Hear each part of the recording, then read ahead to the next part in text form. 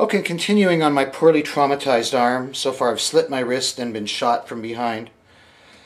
What I've done next is I've taken a very thin layer of mortician's wax and I've just formed a surface to work on that will record any impressions that I want to leave in the skin. So there's our coat of mortician's wax, good to go. I would have cleaned up these hairs with the shaver first. And then we're going to assume that there's been multiple abrasions and lacerations, so now we can score the mortician's wax in about 4 places so it doesn't get too busy. And here I'll just open it up a little bit, make more of a V, and I'm going to leave this very distressed as though the flesh has been damaged, and I'll produce some effects here. The first thing you want to do is just test your stipple sponge to see what kind of abrasion effects you get with your product. So I'm taking a little of the trauma wheel again, which is, and you can see that's the trauma wheel abrasion. To me that's not very convincing. So now we'll take some simulated abrasion blood and we'll hit the stipple sponge with that and we'll look at the difference. You see, that's just a little more realistic. So the trauma wheel is not so good. I tend not to use it very much. Where it's valuable is doing internal bruising, splenic ruptures, organ ruptures.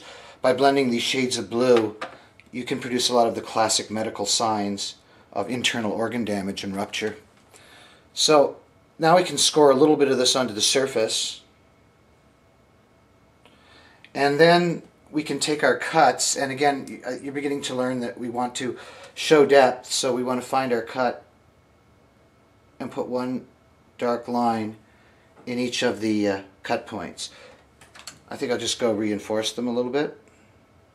Give that some nice 3D depth. Cut in here, and I can't remember where the other cut was, but we'll just give them a little more depth. And then we're just going to come down the center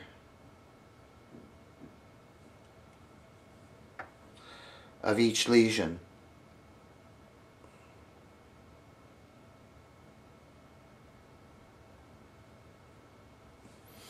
And then we'll take our abrasion blood again.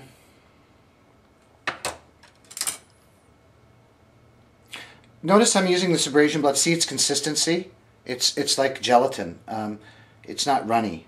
So it'll sit for doing these kind of things. And then we're just going to create our hemorrhage, our areas of hemorrhage.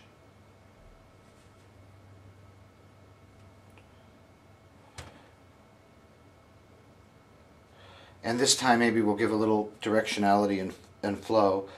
Real blood products are nice because they'll just drip naturally, but it's just kind of making do with what we have.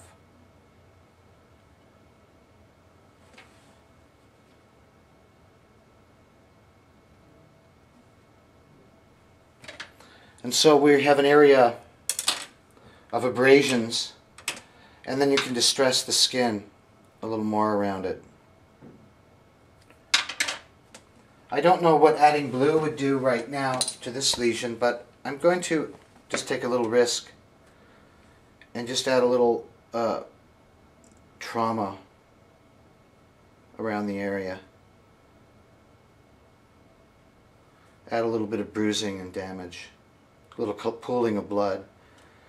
And of course things are going to turn blue after there's a chance for blood to pool for a while after a lesion. Whereas immediately you're going to see white as edema develops, and then finally redness. So there we go. Just blend that out. And see if I can remove some of that, because I just did not like the trauma wheel at all. So maybe we're going for a bit of a... The trauma wheel is nice for these kind of effects, a little redness in the area to indicate damage, underlying widespread contusions. So a little bit like a really psycho bad junkie with bad aim. Multiple needle fit attempts. Kind of a nasty injury. So there we have our area of abrasion and damage, lesions.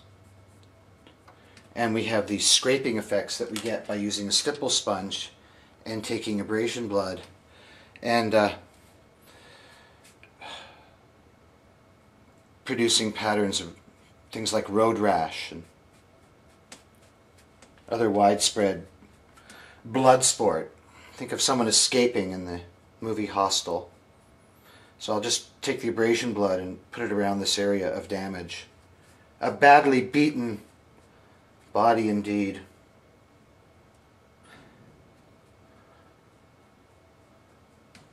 So I'll bring it in here like this to develop this overall. And then you can take it one step further to finish with some plains dust. And very carefully, you can tap a little bit into your hand like this, but it tends to stick. This is plains dust by Ben Nye.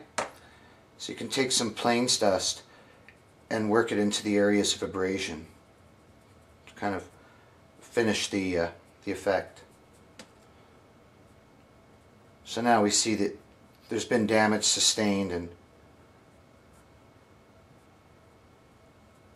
so by working the plains dust into it, we kind of fill in the background and create this kind of effect.